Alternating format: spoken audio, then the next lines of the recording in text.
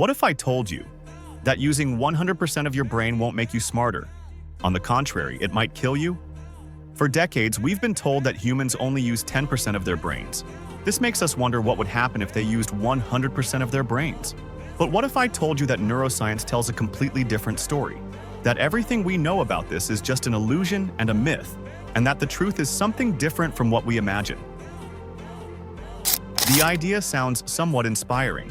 If we're only using a small part of our brains, then there's a huge potential lurking within us that we don't know about and can't even imagine. Many movies, books, and motivational speakers have repeated this idea for years. But repetition doesn't make something true.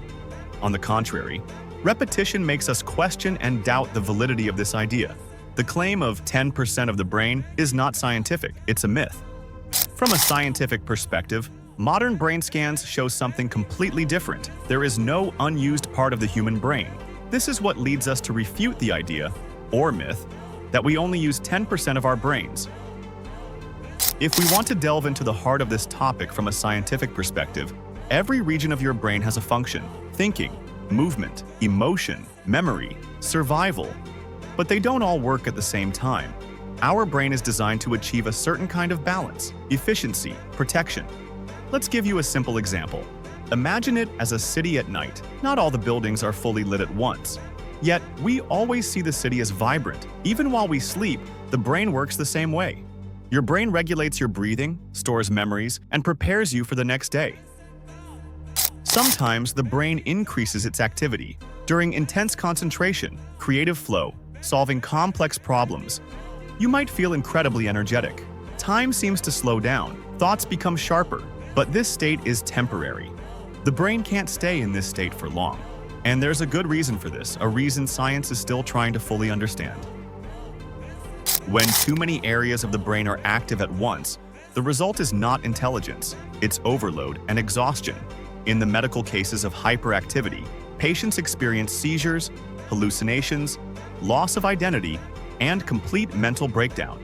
This is not evolution, it's a system malfunction. The brain consumes enormous amounts of energy.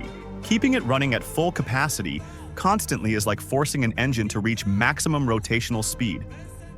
Using 100% of your brain at once means every signal is released, every emotion is amplified, every memory floods consciousness.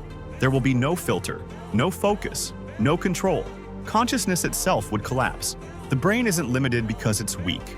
It's limited because it's intelligent. The real myth isn't that we only use 10% of our brain. The real myth is the belief that more power always means more freedom. Sometimes, the brain doesn't limit itself by chance, because every limitation is part of a system designed for survival, to maintain its cohesion and stability.